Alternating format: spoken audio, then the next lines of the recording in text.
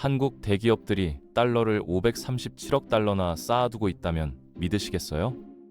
우리 돈으로 약 75조 원이에요. 삼성전자 1년 영업이익이 약 6조 원이거든요. 그러니까 삼성전자가 12년 동안 벌어야 하는 돈을 기업들이 은행에 쌓아두고 있는 거예요. 정부가 제발 달러 좀 풀어달라고 사정하는데도 기업들은 꿈쩍도 안 해요. 왜 그럴까요? 기업들이 욕심이 많아서?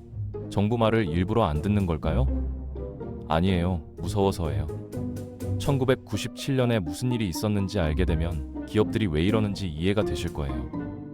자, 지금부터 왜 대기업들이 정부 말을 안 듣는지, 그리고 이게 우리 월급과 물가에 어떤 영향을 미치는지 쉽게 설명해 드릴게요. 영상 끝까지 보시면 뉴스에서 환율 상승이라고 할 때, 아, 이게 이런 의미구나 하고 바로 이해하실 수 있을 거예요. 먼저 환율이 오른다는 게 뭔지부터 볼게요. 이거 모르면 뒤에 나오는 이야기가 와닿지 않거든요. 여러분이 해외 직구로 100달러짜리 운동화를 산다고 해봐요. 환율이 1200원일 때는 12만 원이면 살 수 있어요. 근데 환율이 1500원으로 오르면요? 똑같은 운동화가 15만 원이 돼요. 3만 원이 그냥 날아간 거예요. 운동화의 디자인, 성능은 똑같아요. 하지만 내가 내야 하는 돈이 늘어난 거죠. 이게 환율이 오른다는 거예요. 하지만 저는 해외 직구 안 하는데요. 그래도 상관 있어요. 이번엔 냉장고 열어보세요. 우리가 먹는 밀, 콩, 옥수수 대부분 수입이에요. 우리나라는 밀가루 자급률이 1%도 안 돼요. 즉 99%를 외국에서 사온다는 거예요. 기름도 마찬가지예요. 한국은 석유 한 방울도 안 나오는 나라죠. 전부 수입이에요. 결론적으로 환율이 오르면 뭐가 올라요? 라면값 올라요. 밀가루로 만드니까요. 빵값 올라요. 역시 밀가루. 기름값 올라요. 수입이니까요. 과자값, 식용유값 모두 올라요. 환율 뉴스가 남의 나라 이야기 같죠? 아니에요. 여러분 지갑에서 돈이 줄줄 빠져나가는 이야기를 하는 거예요. 그래서 정부가 환율에 민감한 거예요. 환율이 오르면 물가가 오르고, 물가가 오르면 국민들이 힘들어지고, 국민들이 힘들어지면 정부 탓을 하게 됩니다. 그런데요, 최근에 이 환율이 심상치 않게 움직이기 시작했어요. 정부가 급하게 움직일 수밖에 없는 상황이 온 거죠. 2025년 12월, 서울 광화문 정부청사에 삼성, 현대, SK, LG 재무 담당 임원들이 모였어요. 점심시간도 아니고 저녁시간도 아닌 어중간한 오후 시간에 갑자기요. 정부가 급하게 부른 거예요. 기획재정부 차관이 직접 주재하는 긴급 간담회였어요. 회의 내용은 단순했어요. 제발 달러 좀 풀어주세요. 이게 무슨 상황이냐면요. 환율이 1480원을 돌파했어요. 장중에는 1482원까지 갔어요. 8개월 만에 최고치였죠. 정부 입장에서는 가만히 있을 수가 없었던 거예요. 그래서 기업들한테 부탁한 거예요. 해외에서 벌어온 달러 있잖아요. 그거 좀 시장에 풀어주세요. 라고. 환율이 오르면 물가가 오르고, 물가가 오르면 국민들이 힘들어지니까요. 원리는 간단해요. 시장에 사과가 넘쳐나면 사과값이 떨어지잖아요. 달러도 마찬가지예요. 기업이 달러를 팔면 시장에 달러가 많아지고, 달러가 많아지면 달러 가격, 그러니까 환율이 내려가요. 수요와 공급의 법칙이에요. 삼성전자가 해외에서 반도체 팔아서 달러를 벌잖아요. 현대차가 미국에서 차 팔아서 달러를 벌고요. 이 달러들을 한국 시장에 풀면 달러가 많아지니까 환율이 내려가는 거예요. 그래서 정부가 사정한 거예요. 제발 달러 좀 풀어주세요. 그런데 기업들 반응이 어땠을까요? 외환시장 안정의 취지에 공감합니다. 하지만 기업별 상황에 맞게 신중하게 검토하겠습니다. 공무원 말투 같죠? 쉽게 말하면 글쎄요, 생각 좀 해볼게요. 더 직접적으로 번역하면요. 안 할 건데 대놓고 거절하긴 그러니까 이렇게 말할게요. 사실상 거절에 가까운 멘트였죠. 그럼 도대체 기업은 왜 이런 반응이 나왔을까요? 한국은행 자료를 보면요. 2025년 12월 말 기준 국내 5대 은행에 쌓인 기업 달러 예금이 537억 달러예요. 한 달 전에는 443억 달러였거든요. 불과 한 달 만에 94달러가 늘었어요. 퍼센트로 치면 21% 증가해요. 이게 얼마나 큰 숫자냐면요. 서울 잠실, 롯데월드타워 짓는데 4조 원 들었거든요. 537억 달러면 롯데월드타워 19개 지을 수 있는 돈이에요. 서울 하늘에 롯데월드타워가 19개 서 있는 거 상상되세요? 그 정도 돈을 기업들이 은행에 넣어두고 안 쓰는 거예요. 더 놀라운 건 속도예요. 한 달 전만 해도 기업들은 달러를 시장에 내놓고 있었어요. 해외에서 벌어온 돈 환전해서 쓰고 있었단 말이에요. 그런데 갑자기 방향이 바뀐 거예요. 달러를 팔던 기업들이 달러를 쌓기 시작한 거죠. 한 달 만에 21%가 늘었다는 건 엄청나게 빠른 속도로 달러를 쓸어 담았다는 뜻이에요. 기업이 뭔가 감지한 거예요. 아, 이거 분위기가 심상치 않다. 달러 갖고 있어야겠다. 지금 팔면 안 되겠다. 기업 재무팀이 바보들이 아니거든요. 오히려 돈 계산에는 누구보다 빠른 사람들이에요. 그 사람들이 일제히 달러를 안 푸는 거예요. 왜요? 욕심이 많아서? 정부 말 일부러 안 들으려고? 아니에요. 무서워서예요. 여기서 1997년 얘기를 안 할 수가 없어요. 이걸 알아야 지금 기업들 행동이 이해가 되거든요. 그때도 시작은 비슷했어요. 환율이 치솟고 달러가 부족해지고 정부가 기업들한테 협조해달라고 했어요. 그리고 기업들은 응했어요. 외화를 내놓고 해외 자산을 팔고 구조조정도 했어요. 나라가 어려운데 우리가 도와야지 했던 거죠. 정부가 고맙다. 같이 이겨내자 했어요. 기업들은 믿었어요. 정부가 우리 편이구나. 같이 가는 거구나. 그런데요. 위기가 더 심해지자 정부 태도가 달라졌어요. 혹시 빅딜이라고 들어보셨어요? 1998년에 정부가 재벌들한테 말한 거예요. 너네끼리 사업 바꿔서 해? 라며 삼성은 자동차 접어야 했고 현대는 전자부품 사업 접어야 했고 LG는 반도체 넘기라고 했죠. 이게 협조였을까요? 아니에요. 선택권이 없었어요. 안 하면 어떻게 되냐고요? 은행 대출 막아버려요. 그러니 기업이 버틸 수가 없었어요. 이름만 빅딜이지 사실상 강제 트레이드였죠. 여기서 LG그룹의 뼈아픈 이야기를 하나 해드릴게요. 당시 LG는 반도체 사업을 하고 있었어요. LG반도체라고 꽤 잘 나가던 회사였어요. 메모리 반도체 만들어서 수출하고 나름 기술력도 있었고 미래가 기대되는 사업이었어요. 그런데 정부가 말했어요. 반도체 업체가 너무 많아. 삼성이랑 현대만 하면 돼. 그러니 LG는 반도체 접어. 구본무 회장이 어떻게 했을까요? 처음에는 버텼어요. 이건 우리가 수십 년 공들인 사업입니다. 그냥 넘길 수 없습니다. 근데 정부가 압박했어요. 은행들한테 LG 대출 줘야라 했어요. 협력업체들한테도 압박 들어갔어요. 결국 협상 테이블에 앉을 수밖에 없었어요. 현대그룹의 LG 반도체를 넘기는 협상이었어요. 그리고 구본무 회장이 그 자리에서 눈물을 흘렸다고 합니다. 이건 우리가 애지중지 키운 사업인데 우리 기술자들이 밤새워 만든 건데 하지만 어쩔 수 없었어요. 그렇게 넘어간 LG 반도체가 나중에 현대 반도체랑 합쳐지고 그게 하이닉스가 되고 지금의 SK 하이닉스 전신 중 하나예요. SK 하이닉스가 지금 얼마의 가치를 가지고 있는 회사인지 아세요? 시가총액이 100조 원이 넘어요. LG는 그걸 뺏긴 거예요. 그리고 그 이후로 반도체 사업에 다시 못 들어가고 있어요. 무려 30년 가까이요. 반도체가 지금 한국의 핵심 수출미잖아요. 그 시장에 LG는 없어요. 이러한 일은 LG만의 이야기가 아니에요. 120개가 넘는 기업들이 워크아웃에 들어갔어요. 여기서 워크아웃이 뭐냐면요. 쉽게 말해서 정부 관리하에 구조조정 받는 거예요. 금융위원회 아래 기업구조조정위원회라는 게 있었어요. 거기서 이 계열사 팔아라, 저 계열사 정리해라 지시하면 따를 수밖에 없었어요. 오너들은 개인 재산까지 내놔야 했어요. 대대로 물려받은 집도 팔고 주식도 팔고 심지어 부인 명예의 재산까지 내놓은 경우도 있었어요. 계열사가 하나씩 떨어져 나가면서 그룹이 통째로 사라진 곳도 있었어요. 진로, 혜태, 기아, 대우, 한때 재계 순위권에 있던 그룹들이 공중분해됐어요. 지금 대기업 임원들 중에 그때를 직접 겪은 사람들이 아직 있어요. 40대 후반 50대 임원들 중에 신입사원이나 대리 때 그 광경을 본 사람들이요. 선배들이 짐 싸서 나가는 걸 봤던 사람들이요. 그 사람들이 지금 광화문 회의실에 앉아 있는 거예요. 정부가 달러 좀 풀어달라고 하는데 머릿속에는 1997년이 떠오르는 거죠. 그때도 이렇게 시작했지. 처음에는 협조해달라고 했지. 근데 나중에 어떻게 됐지? 그때처럼 계열사 내놓으라고 하면 그땐 어떻게? 이게 기업들 속마음이에요. 과거의 기억이 현재의 선택을 지배하고 있는 거예요. 그래서 기업들이 정부를 못 믿는 거예요. 30년 전에 한 번 당했으니까요. 자, 다시 2025년으로 돌아와서 기업들은 달러를 안 풀었어요. 그러면 정부가 어떻게 했을까요? 할 수 있는 건 다 했어요. 첫 번째, 규제 완화예요. 2025년 12월 18일에 기획재정부, 금융위원회, 한국은행, 금융감독원이 같이 발표를 했어요. 4개 기관이 같이 발표하는 것 자체가 이례적이에요. 그만큼 급하다는 거죠. 외환 건전성 제도 탄력적 조정이라고 발표했습니다.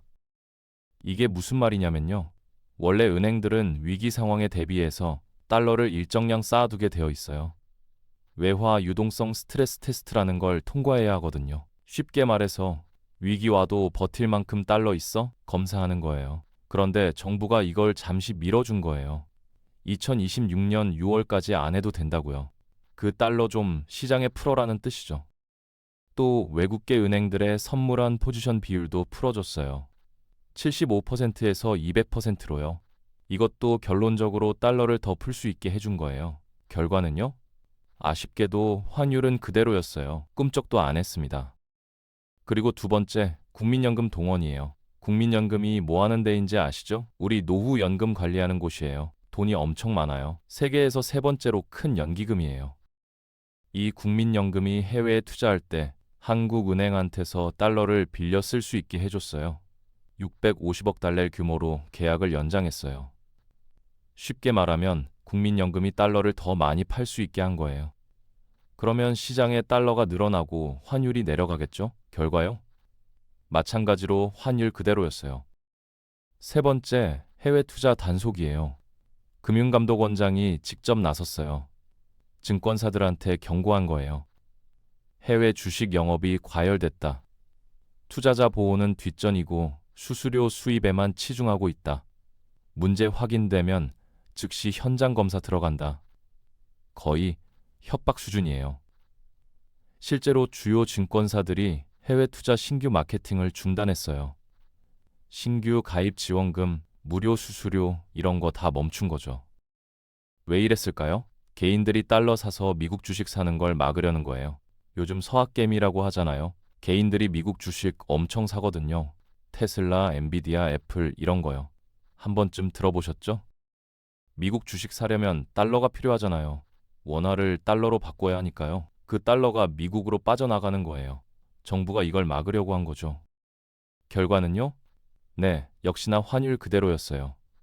규제 완화도 해봤고 국민연금도 동원해봤고 해외 투자도 막아봤는데 환율은 꿈쩍도 안 한 거예요. 오죽 급하면 대통령실 정책실장까지 직접 나서는 이례적인 모습도 나왔어요. 근데 시장은 오히려 이렇게 봐요. 저렇게까지 나서는 거 보니까 진짜 심각한가 보다.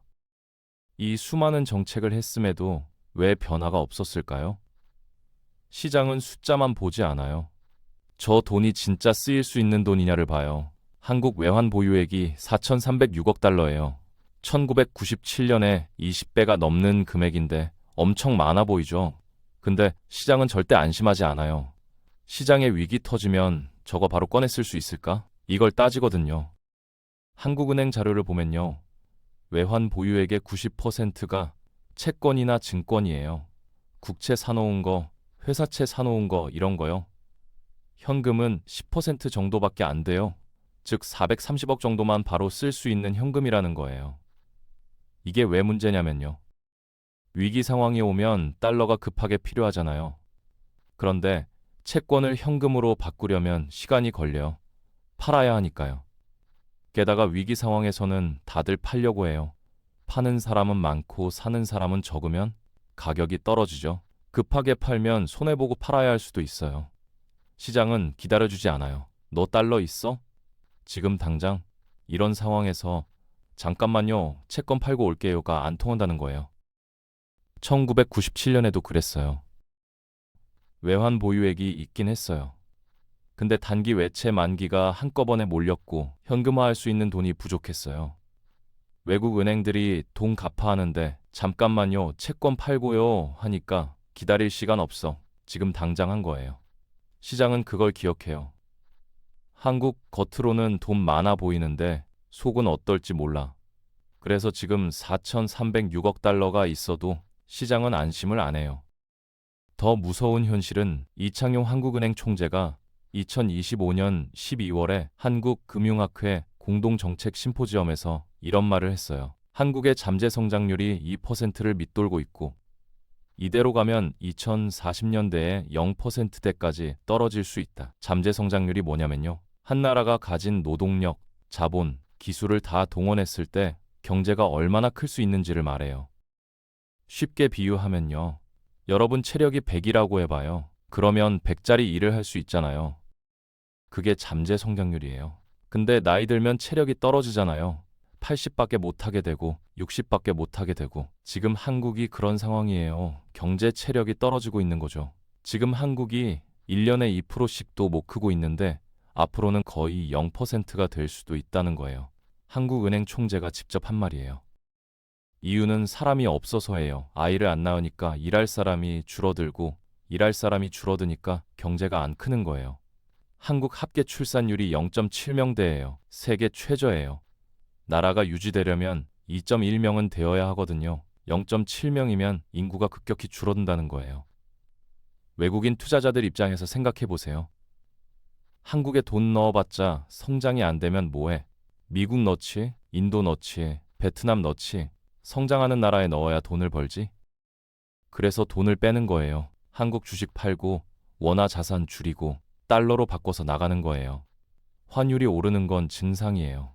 마치 감기가 걸리기 전 열이 나는 거랑 같아요. 진짜 문제는 한국 경제의 미래를 아무도 안 믿기 시작했다는 거예요. 외국인 투자자가 한국을 불안하게 보기 시작하면 한국 주식 팔고 달러로 바꿔서 나가요. 그러면 시장에 달러가 부족해지고 환율이 올라가죠. 한국 기업들이 환율도 오를 것 같은데 하면서 달러를 안 풀면 점점 달러가 더 부족해져요. 그리고 또 환율이 올라갑니다. 외국인 투자자가 한국 더 불안한데 하면서 계속해서 악순환이 반복되는 거죠. 개인들도 마찬가지예요. 환율 오른다며? 나도 달러 사놔야지. 미국 주식이 더 안전하대. 나도 해외 투자해야지. 원화 가치 떨어진다는데 달러 예금 들어야지. 한 사람이 달러를 사면 다른 사람도 따라 사요. 한 기업이 달러를 쌓으면 다른 기업도 따라 쌓아요.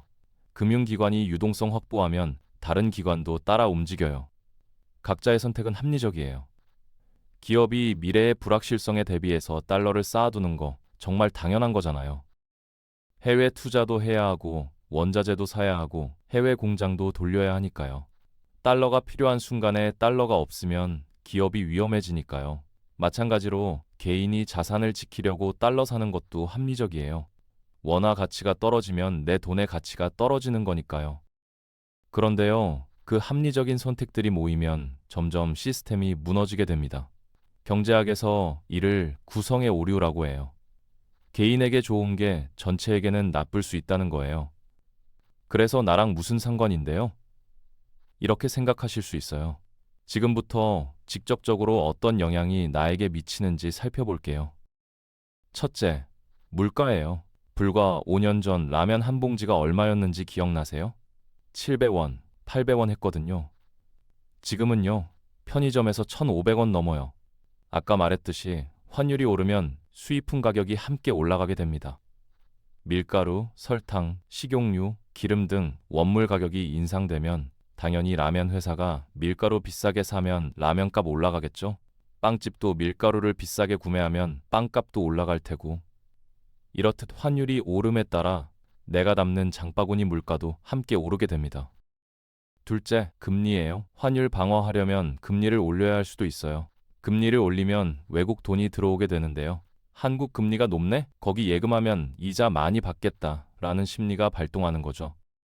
그런데 금리가 오르면 덩달아 대출 이자가 함께 오르게 되죠. 주택담보대출 있으신 분들은 월 이자 부담 더 커질 수 있어요. 변동금리 대출이라면 바로 올라가겠죠. 마찬가지로 신용대출, 자동차 할부 다 올라가게 됩니다. 셋째, 취업이에요.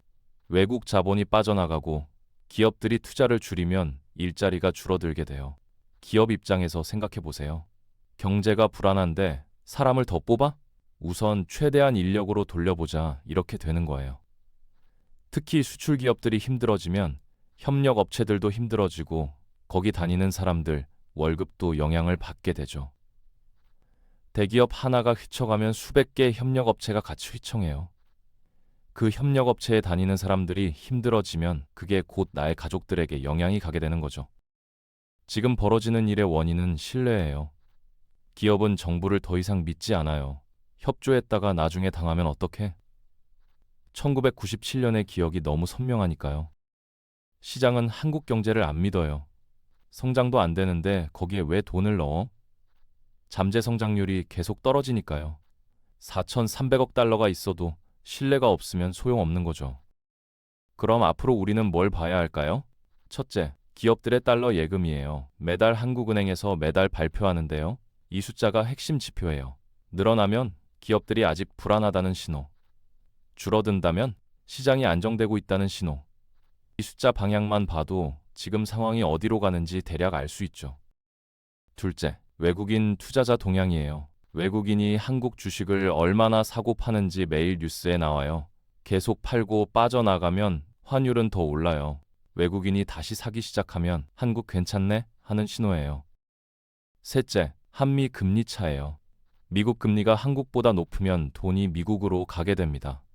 미국 예금이 이자 더 많이 주네? 하면서 당연히 그쪽으로 가겠죠. 미국이 금리를 내리기 시작하면 달러 강세가 약해지고 원화에도 숨통이 트이게 됩니다. 이 세 가지 지표가 당장의 환율 흐름을 결정하지만 그보다 더 중요한 건 한국 경제가 다시 시장의 신뢰를 얻을 수 있느냐예요. 출산율을 올릴 수 있을까? 기업 투자를 늘릴 수 있을까? 새로운 성장 동력을 찾을 수 있을까? 이런 근본적인 질문에 답을 찾아야 진짜 해결이 되는 거예요. 정부의 대응은 임시 방편에 가까워요. 규제 완화하고 국민연금 동원하고 기업한테 부탁하는 거요. 증상을 완화할 뿐 근본 원인을 해결하진 못해요. 시장은 이걸 알고 있어요. 그래서 반응을 안 하는 거예요. 숫자가 아닌 신뢰가 회복될 그때 비로소 원화도 제자리를 찾을 수 있어요. 2025년 12월 광화문 정부청사 회의실 문이 열렸어요. 기업들은 여전히 달러를 쥐고 있었고 정부는 여전히 설득하고 있었어요. 시장은 여전히 차가운 시선으로 이 평행선을 지켜보고 있었고요. 환율은 여전히 높은 곳에 머물러 있었습니다. 그리고 아무도 이 흐름이 어디로 갈지 정확히 알지 못하고 있어요. 여러분은 이 상황 어떻게 보시고 계신가요? 댓글로 생각 들려주시면 감사하겠습니다. 오늘 영상이 도움이 되셨다면 좋아요와 구독 부탁드려요. 다음 영상에서 만나요.